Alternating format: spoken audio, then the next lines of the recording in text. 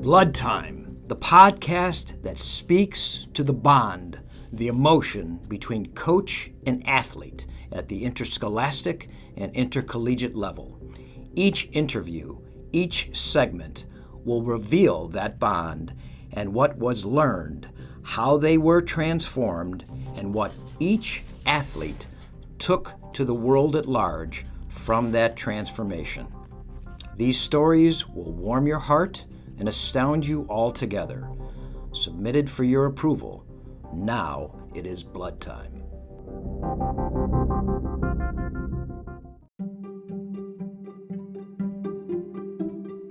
Hey Blood Time listeners, this is Maverick Peters over at MV Podcasting. Just want to give a quick shout out to our dear friends at Defense Soap. They're doing an incredible job staying on top of the world crisis that is COVID-19. Check them out if you get the chance at www.defensesoap.com. Thank you. Hey guys, this is Blood Time. It's Coach Cimoroni, and I want to thank my wrestling father, emotional interview last time, Coach Dominic Imerino, 55 years coaching high school and collegiate wrestling. He was my head coach, my wrestling father, and godfather of wrestling to many. It was a poignant and tear-jerking interview as he reminisced about a number of the kids that he coached that are now men, and also, sadly, his dearly departed grandson who was executed, basically, in the Chardon shootings. Great interview, and I love him for it. I also love this guy. This guy is something. Our next guest is the host of his own show on The Answer, WHK 1420, and he's also a 22-year veteran of the radio wars, as well as a fill-in on all the Salem broadcasting broadcasts, basically, in all the shows. Bob Frantz. Welcome, Bob. Peter, it's a pleasure to be here. How are you, my friend? I'm good. It's great to see your smiling face. And yours always. And you're the ageless one. Every time I see you, I think to myself, you look like when I first met you 10, 12 years ago. It's unbelievable. God love you. Well, you look great, too. That's what wrestling does, right? I guess that's what it does. Being on the mats, being in the room, working with the kids. Yes. You play young, you stay young, right? Exactly. And it really does energize me. No question about it. Today, actually, I had to get in their faces a little bit. We were doing a move called the cradle, which is one of my favorite moves, and we were getting turned by it. I said, we were getting taken down by the fireman's carry and turned by the cradle. I said, those were my moves. I said, so I can't coach a team that is being taken down by the firemen's and being pinned by the cradles. So we were learning. I said, now get the cradle. And they were like, they were just kind of moving around and not doing it. So my assistant coach, who is an All-American, from the famed Notre Dame College program, right? Okay, Frank Romano, we had him on two times ago. Phenomenal, also interview. And so I said, now, Coach Jake, show us how it happens in the Notre Dame room. And he cranked this guy, right? I said, that's how you do it, And of course, I was a little bit more colorful in my expletives, but anyhow, I got the point across. Having said that, we know that you're not a wrestler, but we still love you a lot. Well, I appreciate that because I have nothing but respect for wrestlers. And that's why, you and I talked off the air before we came on here, when we first talked about wrestlers in business, when you got that started and what that meant. And listening to your podcast, all of the ones that you've done thus far, I just hear it and I feel the passion in your voice, in the voices of all of your guests. Yes. And I'll be honest with you. Yes. I envy it. Oh. I do. Wow. Wow, I was never a wrestler. I don't think I ever had the, and I suppose anybody can have the frame or the body for it or whatever, but I was built more basketball wise. Right? Sure. I'm 6'3" in high school, and I played basketball as a kid growing up. But I will tell you what, I was a huge wrestling fan when I was in high school. Okay. I would go down to Columbus to St. John Arena and watch the state championships for a number of years. Sure. And I do. I envy the passion that I hear coming from you and so mmany other people in the business, like you said, in the business world, who are wrestlers, and obviously what I've heard on your podcast. So it's really an amazing thing. Bob, that so warms my heart. It really does. And I love you for it. I thank you for recognizing that, but we also recognize the other athletes out there. Okay. And we respect them as well. Mm-hmm. And I tell my wrestlers, I said, I want you to play another sport. Enjoy yourself. Get some creativity from other sports. Bring it to our sport. Bring the creativity from our sport to the other sports. Absolutely. Particularly if you're in a small school. And I know that you matriculated at a small high school. Yes. Your son is going to a small high school. Correct. And if they don't play 1 or 2 or 3 sports, there's a problem there, right? So I don't like that specialization. I don't know how you feel about it, but when you were in high school, tell me a little bit about your experience as an athlete. Well, before I do that, I'll just follow up on what you said about playing more than one sport. I completely agree. You do not want to have kids specialize, in the high school. First of all, you're only in high school for 4 years of your life. Enjoy you only have a chance to do this for most kids, 90+% of them, one time, and that's when you're in high school, because very few kids are good enough and have the ability or the opportunity to go on to wrestle, play football, basketball, whatever at the collegiate level. So while you're in high school, I always encourage kids, grab everything you can, because this is the last chance you're ever going to have to do it. Right. That's just a general statement. But I will also tell you that our coach at my high school, which is my son's high school now, my alma mater is Elyria Catholic, Elyria Catholic, right. Has sent countless numbers of messages to kids in their private messaging system and also on Twitter from other coaches of other sports saying, if you're a football player and you're not wrestling, you're doing it wrong. Right on. They want football players to get on the mat. Especially those linemen. Yeah, Holy exactly. God. Yes. It is so incredibly important. So many things that they can learn. And like you said, take those from, wrestling to football and maybe vice versa. Absolutely. Like you said. Hey, listen, when a guy comes in, like we just have this new kid in, he's a 195-pounder. I love this kid. He's got great, chunky hips, and he's hard to take down. Sure. But I so when I talked to him, I said, here, when you block, how do you block? Right? You don't block standing up. Right. And if you block standing up, guess what's going to happen? You're going to get Going beat, back, right?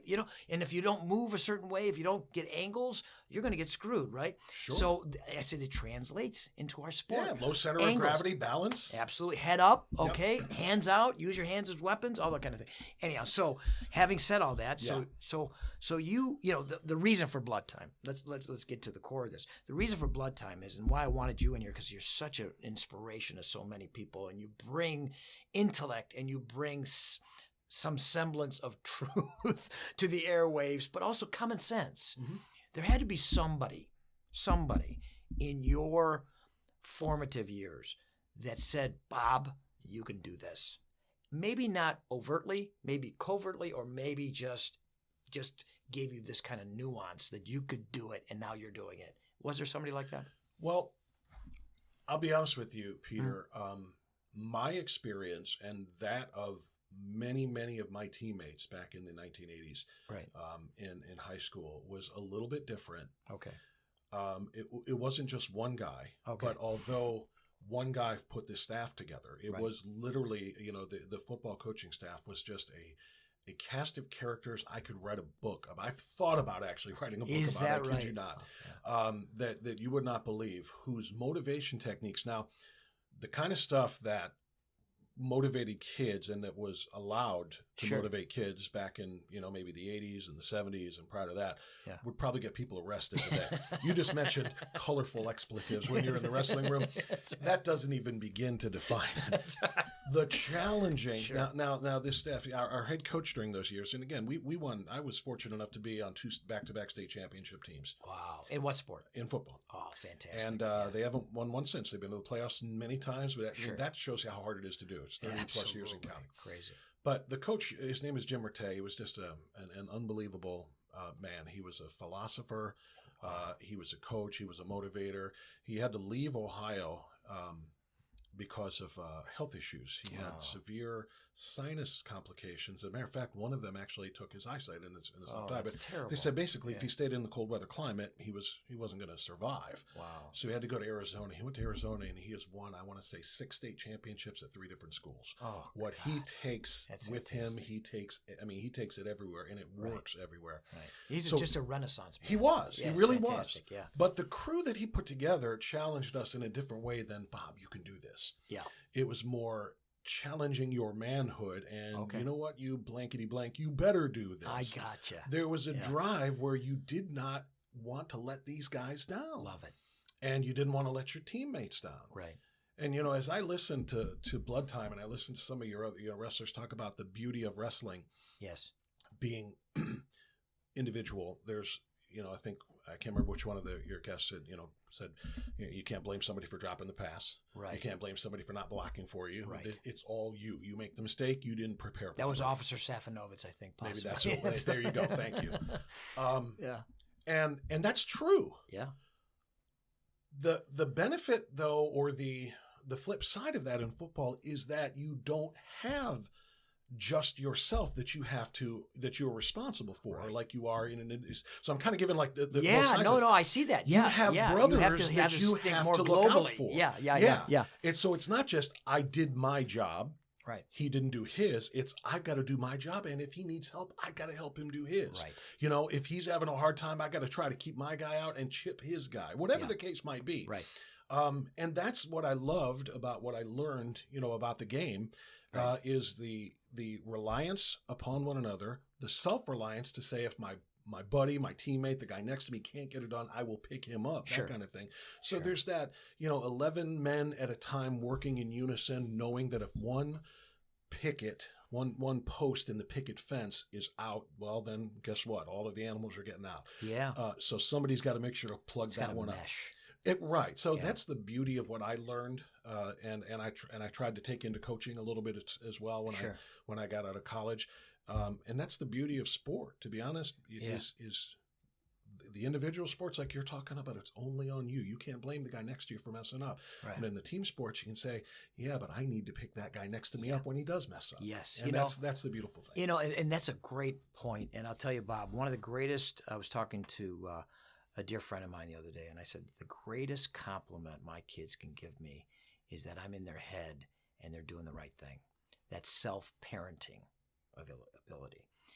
And the greatest compliment that I've been given as a coach is the self-coaching that I see these kids start to do and help what you were saying. Right. So I have 3 kids right now, one senior, one junior, and one sophomore that are injured. And they cannot get on the mat yet. So we had to shut them down. But they're there every day and they're coaching. They're actually, coaching. And it's just so beautiful to see that and I said, first of all, coach yourself first and then, you can really be something. So I think what you're saying with football, that's a beautiful thing. And I play football too. In the Stone Age, when a center could be the same way. Yeah, that's right. When a center could be 5'7", 150 You played pounds. center? I did. Wow. I did. That's how great. It wasn't a powerhouse. Beechwood was not a powerhouse. So, but we had fun doing it. But it's funny. We used to see back in those days a lot of guys your size play nose guard on the flip side of absolutely the center because the quickness. You take advantage of the fact that he's got to snap it and then step, as opposed to and that's why the smaller, toughest, bad blank you had, you put him down in nose guard because it makes life miserable for that center shooting gaps. And our guy, my senior year, my junior year, was a senior crazy Jeff Sorkin. God, I hope you're listening, other Jeff, but 135 pounds nose guard. There you go. That's what I'm talking about. So you know what I mean. They are crazy. He was second team all league. You know what I mean? Yep, so you had this cast of phenomenal, I'll call them characters. So when you got out of high school, did you have that confidence that you can go to Heidelberg, where you went and went to college, and say, I could do this? And was there anything else besides just the sport mentality that you were starting to bring to the world at large? Well, I'll tell you this. My coach, and I just told you the one coach who had to leave, was replaced by one of his top assistants who actually won our second championship for us, the 2 in a row. He was the first one who came to me late in my junior year and said to me, what do you plan to do after high school? Yeah. And Pete, I can honestly tell you, I had no earthly idea. Right. I mean, I'm a junior. I'm 16, 17, going on 17. And I was a very, very simple-minded, live in the moment person. Sure. And I wasn't even self-conscious of that. So there was no actualization yet. I just, nobody had really approached me and said, are you going to go to work? Right. Are you going to go into the military? Are Right. you going to go to college? I just didn't think of it. I'm like, I'm a sophomore, and this is what I do. I go to school, and I play football, and I play Right. basketball. I'm a junior, and this is what I do. I just didn't have any forward thinking. And my coach came to me my junior year, late in my junior year, and said, what do you plan to do? And I said, I don't know. And he said, do you want to go to college? And I said, I don't know. And he said, well, I got coaches who are interested in you. Wow. And they want me to send game tape and transcripts. Sure. And I can't send your transcript because it's terrible. That's right. And he was right. That's right. It's like, He was right get your because act I was a together, Bob. screwball. And Yeah. it wasn't a screwball. You're just having fun. Having fun. I just You're a kid. I just was very self-unaware. Sure. So he is the one who said to me, you've got to fix that now, Yeah. or else, your future at this is shot. So, And yeah. all of a sudden, that was the light switch that flipped up for me. Right. And I went from being a 2.4 student Right. to being a 3.5 honor student for Oh, the next 6 wow. quarters. The last 2 quarters of my junior year. What's and his all of name? What's his name that talked to you about this? Coach Fred Schmitz was the first one that came. We to me. love you, Fred. Yeah, he We did. love you, Fred. Good for And him. it did. And it Yeah. got my cume up to almost 3, and it got me into Heidelberg College where I went to play football. Yeah. But the second part of the answer to your question would Yeah. be, did I feel like I could handle it? I felt like I could handle anything because of that football experience. Sure. Some of my classmates teammates who had graduated the year ahead, so the class ahead, had gone into the military. Yeah. And I had thought about it, and I Right. thought to myself, boot camp is supposed to be the biggest nightmare that anybody can ever experience. Sure. But I kid you not, Peter, and if you ask anybody who played with us in those years, Yeah. and some of them did tell me this, Sure. so it's not just if you ask them, I have asked them or they have talked about it. Right. Boot camp was nothing compared to what we went through in our practices. That's awesome. I mean, it was, Yeah. I heard you talking with, I think it was Jason Thomas. Yes. About yes. cranking, cranking the wrestling room up to about 110. That's right. Back in the making day. life miserable. Back in the day, there Yeah. were things that we were Yeah. forced to do that Sure. would be honestly considered physical abuse of teenagers. But Pete, it Yeah. made us Yeah. different. Yeah. And when we were in every game, and especially in the playoffs, as we were on our way to championships, a lot of teams will do the symbolic at the start of the fourth quarter. They'll hold Sure. the 4 fingers in the air and yeah. say 4. Yeah. Okay. Yeah. To us, that meant something very, very different. I mean, it was, there is no way that you can possibly have gone through what we went through. Yeah. We are more prepared physically Yeah. through stamina and strength for this fourth quarter than you could possibly be. Love We that. will own this fourth quarter because nobody else went through the hell. And Right. I don't care how hard your practices were. I guarantee you nobody was doing this. And it literally worked. It That's literally, why you won 2 state titles. Yeah. Yeah. I mean, it was. Yeah. We weren't the most Yeah. talented team in the entire No, state. but you could look to the guy But next to we you. were the hardest working team in Yeah. that state. Yeah. We were the hardest prepared team, the most Sure. disciplined team by that cast of characters Sure. that I told you about. So I felt like I can go to the military and kick basic training's ass. Yeah. I mean, I've been through Larry Catholic football. Are you kidding me? This is Sure. no big deal to me. And I can go to college. And I did go to college, and I played football, Division III college at Heidelberg Sure. College. And guess what? Yeah. Oh, my goodness. It was like taking a nap under a tree at a park. Yep. When it came to training, Yep. conditioning, and everything else, it wasn't anywhere close to what we had been put Sure. through. It prepared us for so much more for the rest of, the challenges that life can bring. That I think it literally shaped who I am. That is fantastic. So you have to have iron. If you go through fire, you get steel. That's right. Right. And here you come, And so we matriculate through Heidelberg, Mhm. and your voice is like sometimes like the only voice in the wilderness when I listen to you. And so tell me a little bit about right after college or high school, college. How did you get to where you're at today? And the kind of voice that you have, the kind of intellect that you have, the kind of philosophy that you're bringing, and the common sense inspiration that you bring to the airwaves. Well, I'll answer that 2 ways. After college, I was not doing, I actually went to college to major in broadcast communications, and Sure. I did as a freshman. I switched at the start of my sophomore year to major in English. Yes. Because yes. I wanted to coach. Yes. And I said, how can I coach and make a living? Well, I Right. got to teach. All right, English is what I'm best at, so I switched to. I know you are because you helped me with my book. Thank you. Thank you. But so I came out of college as with an English degree and a teaching certificate, and I taught and I coached for 6 years. Awesome. And coaching was fine, Mhm. but one of the teachers that I work with told me, and he was around 25 years in, far Yeah. too far along toward retirement to back off now, but we would discuss the state of teaching today and some of the problems with kids and some of the problems with parents, and his advice to me was, if you can't see yourself putting up with this for the next 30 years, get out now. And I kind of took that to heart because I didn't know if I could. Well, I love the coaching, and I love teaching. I love the kids. I didn't like a lot of the stuff that came along with it. So I said, well, you know what? I really wanted to be a broadcaster when I first went into college. So I actually went to a local radio station that did high school sports and volunteered my services. Said, can I intern for you? I'll work for free. I just want to get some experience here, see what I can do. And that was the beginning. That was back in 1996. I got hired in 1997 to call high school football games and basketball games. In 1998, I sent my tape to 1100 in Cleveland. The big one. That's the right. Flamethrower. 50,000 watt, baby. And got hired there in 98, which, again, that's 21 years ago for that, 22 since I actually started the whole ball of wax. And what I did for the first 3 or 4 years is just sports talk radio. I remember. Which was my passion. Yeah. And this is the second part of the answer to your question of what kind of got me where I am and shaped my voice or my approach right now. And that answer was September 11th. I was in San Francisco. I was doing an afternoon drive radio show, and I was working for the Oakland Raiders as their sideline reporter for their broadcasts. I'll be darned. And September 11th happens, and I've got a show that day at 3 o'clock. And like the rest of the world, we're all watching our TV screens in horror. And I had to go on the air at 3 o'clock. And I can't talk Raiders football while the world is burning. It means nothing. It was the first time I talked about something other than sports.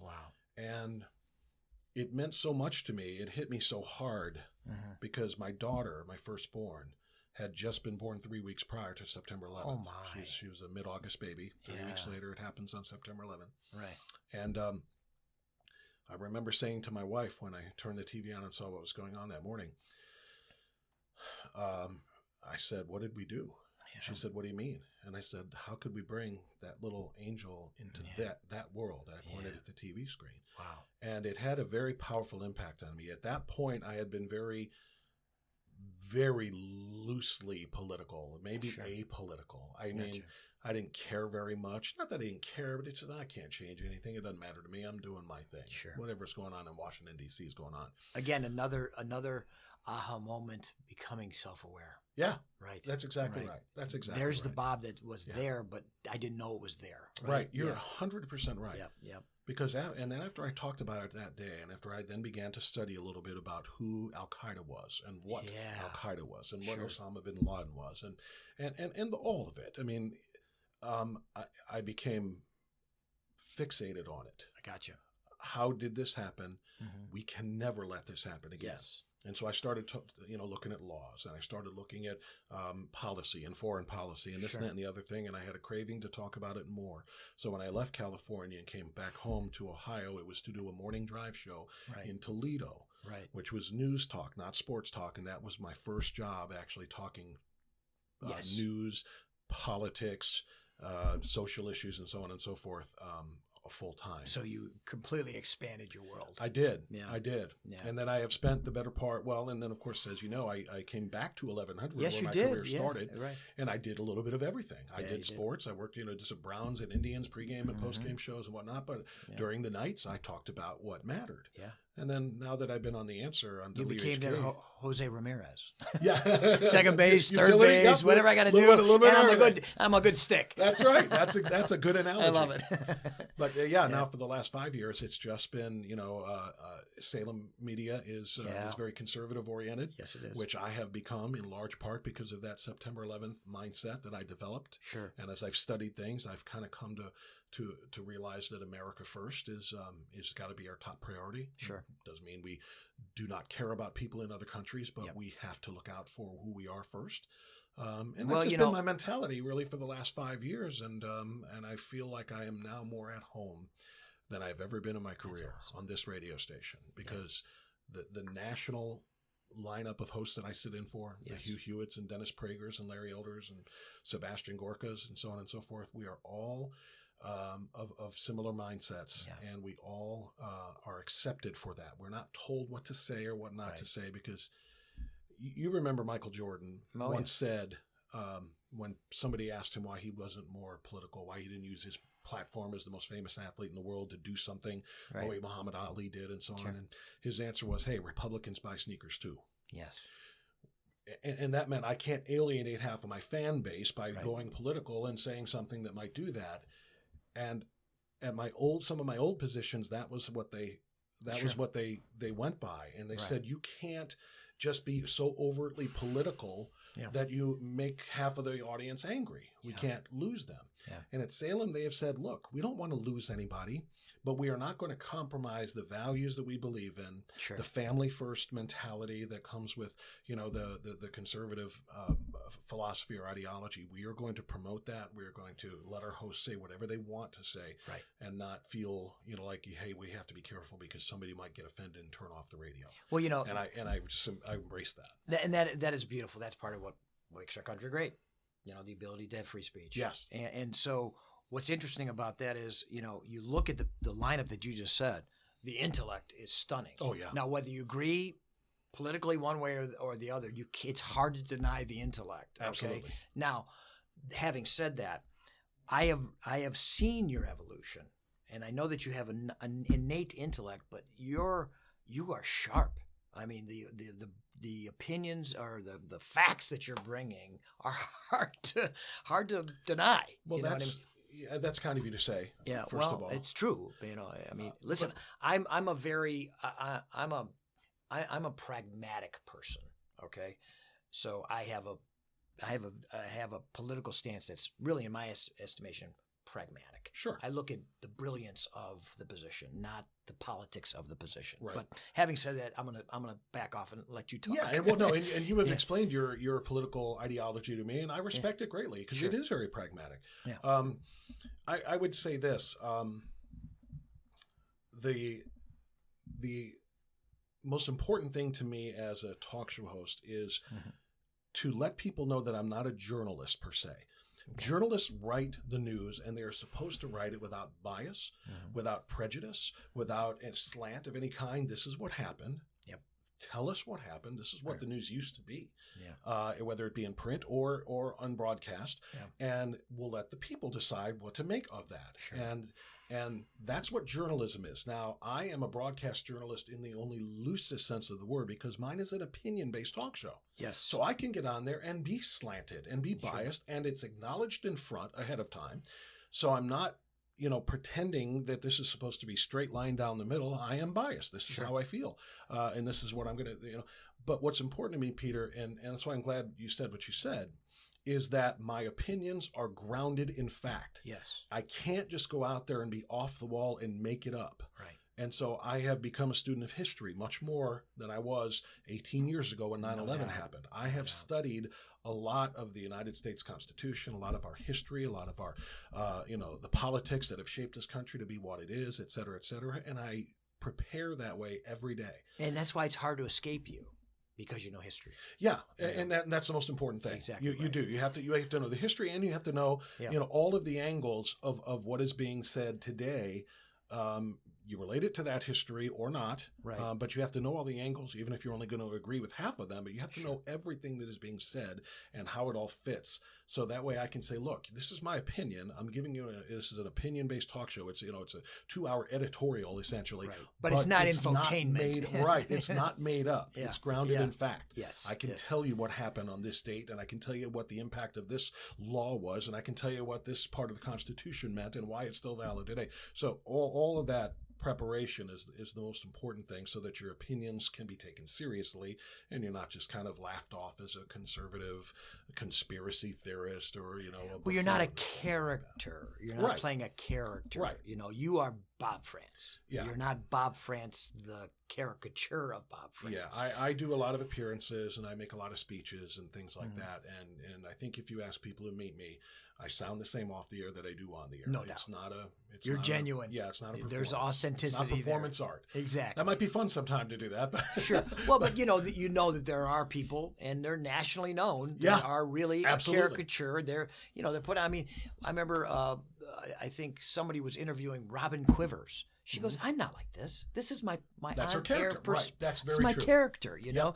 And so there's brilliance there. I mean, obviously, my goodness gracious, probably the most successful talk show in the history of no question. any. And I think Howard himself would tell you the same thing. Absolutely. I mean, he's a much more down-to-earth guy than the off-the-wall, no doubt. The character that he kind of plays. But he's bringing more of his own self into it. And he's a brilliant interviewer. Oh, yeah. Goodness Oh, gracious. yeah. He's evolved so much, too. Unbelievable. Yeah, one of the standard bearers in the industry. No very doubt. different than a Rush Limbaugh, or very different than some of the giants that I mentioned that are on Salem radio. Yeah. But yeah, he has really become just a tremendous listen to draw things out of people rather than just put on the lesbian show. Exactly. That's right. Exactly right. Yeah, no question about that. And also too, the names you mentioned, highly intellectual. All of them. You know they have a great intellect, and that's the beauty of that too. Absolutely. And so I could talk to you for forever. I enjoy it. Yeah. This is fantastic, and I know that we talked a little bit about. I want to mention your son. Oh. We just heard some great accolades about him in the press, and you just shared that with me off air. Tell me a little bit about your pride and joy. I'm very proud of that young man, as I am of my daughter, who is, as I mentioned to you off the air, is a freshman pre-med major at Hillsdale College in Michigan. She is just an amazing human being. Great work ethic, right? Oh my goodness, fantastic. You have no idea. And everybody's proud of their kids, especially if they're great students and so on and so forth. And I say this not to diminish anybody else's, but she is something very, very special. That's awesome. And what's her name? Jaden Frantz. Frantz. She will be known as Dr. Jaden Frantz in 7 years. Awesome. She's pre-med, and she's going to get there. She's incredible. Fantastic. But no, my son is a junior at Elyria Catholic, and he is. It's a feeling unlike any other to have graduated from a school with such an incredible history, the championships that I won on that field, to watch your son play on that field 30 years later. And do some of the things. You're a lucky man. I am. You're a lucky man. And to do some of the things that I did, but better.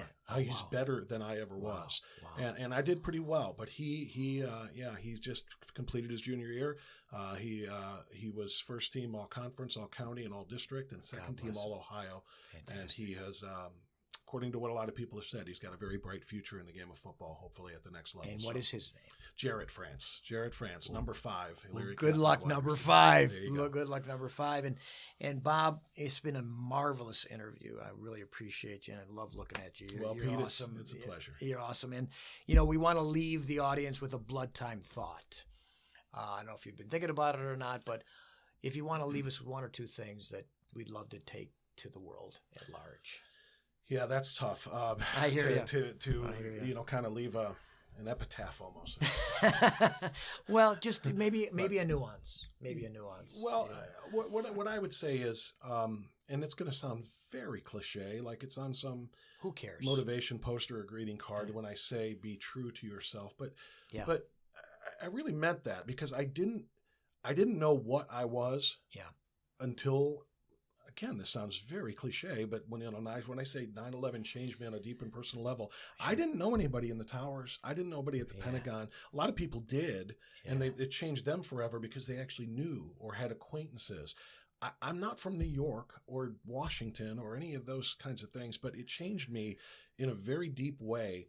And I realized at that time that I had to do something more with my life than what I was.